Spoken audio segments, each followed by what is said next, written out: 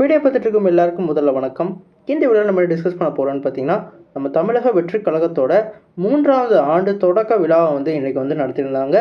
இதில் நம்ம தளபதியோட ஹைலைட்ஸை பற்றி இந்த வீடியோவில் நம்ம டீட்டெயிலாக டிஸ்கஸ் பண்ணுவோம். அதுக்கு முன்னாடி நீங்கள் இந்த சேனலுக்கு புதுசாக தான் சேனல் சப்ஸ்கிரைப் பண்ணி பெல் ஐக்கனோட கிளிக் பண்ணிச்சுக்கோங்க. வாங்க நம்ம வீடியோக்குள்ளே போகலாம். இன்றைக்கி தாவேக்காவோட 3வது தொடக்க விழா ஒரு மாபெரும் அளவில் நடந்துச்சு. இதில் நம்மளோட தளபதியோட ஸ்பீச் ஒரு வேறு லெவலில் இருந்துச்சுன்னு தான் சொல்லணும். குறிப்பாக அவர் ஆரம்பித்த விதத்துலேருந்து எண்டிங் வரைக்கும் அவரோட குறிக்கோளை வேறு லெவலில் சொல்லியிருந்தார். இதில் ஹைலைட்டாக வந்தது அந்த திருக்குறள் தான். அந்த திருக்குறளை வேறு லெவலில் கன்வே பண்ணி ஒரு வைரல் கண்டென்ட்டாக ஆக்கிட்டார். அநீதி, அராஜகம், தில்லுமுள்ளு இவையெல்லாம் திமுக முதற்ற உலகு அப்படின்னு சொல்லிட்டு அந்த திருக்குறள் மூலமாக ஒரு வேறு லெவல் இம்பேக்டை க்ரியேட் பண்ணார்.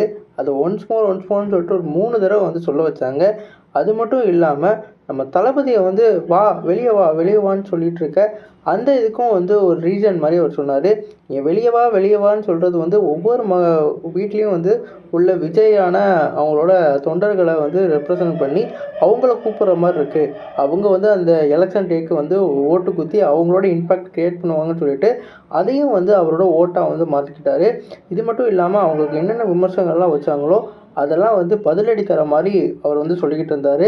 குறிப்பாக இப்போ எடுத்துக்கிட்டு இருக்க அந்த ஓட் போலியோ அதை எவ்வளோ சதவீதம் வந்திருக்கு, இந்த அனாலிசிஸ்லாம் எடுத்துக்கிட்டு இருக்காங்க. அதில் நமக்கு சிட்டியில் மட்டும்தான் எப்பயுமே ஓட்டு இருக்குது, கிராமத்துலலாம் இல்லைன்ற மாதிரி சொல்கிறாங்க. அதுக்கான ஒரு குட்டி ஸ்டோரியும் சொல்லி ஒரு வேறு லெவல் இம்பேக்ட் க்ரியேட் பண்ணார். அது மட்டும் இல்லாமல் ஏடிஎம்கேயும் சரி டிஎம்கேயும் சரி ரெண்டுத்தையும் எதிர்க்கிற மாதிரியான நிறையா இது சொல்லிகிட்டு இருந்தார்.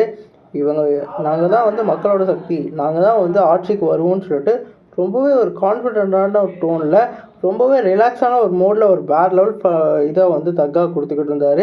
இந்த அளவுக்கு அவரோட இம்பேக்ட் இருக்குன்னா அவருக்கான அந்த அழுத்தம்லாம் குறைஞ்சிருச்சுன்னு தான் நினைக்கிறேன். ஒன்று குறைஞ்சிருக்கணும், இல்லாட்டி அவருக்கு பழகியிருக்கணும். ஏன்னா அந்த அளவுக்கு ஒரு பயப்படாமல் ஒரு ஃப்ரெஷ்ஷான ஒரு மோட்டிவில் ஒரு வேறு லெவல் தில்லான இதெல்லாம் கொடுத்துக்கிட்டு இருந்தார். இதை பார்க்க ரொம்பவே நல்லா இருந்தது.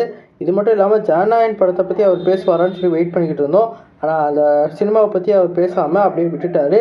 நான் சினிமாவை பற்றி சினிமா விட்டுட்டேன், நீங்கள் என்ன சினிமான்னு சொல்லிட்டு அதை பற்றியே பேசிக்கிட்டு இருக்கீங்கன்னு சொல்லிட்டு அதுக்கும் தக்கு தான் கொடுத்தாரே தவிர சினிமாவிலேருந்து அவர் நின்றுட்டார், ஓய்வு பெற்றாருன்னு சொல்லிட்டு அந்த கான்செப்டே அப்படியே ஸ்கிப் பண்ணிட்டு தான் போன மாதிரி தெரிஞ்சுது.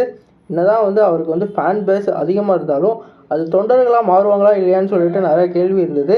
அதுக்கான பதில் தான் இப்போ ஒன்றா கொடுத்துக்கிட்டு இருக்காரு.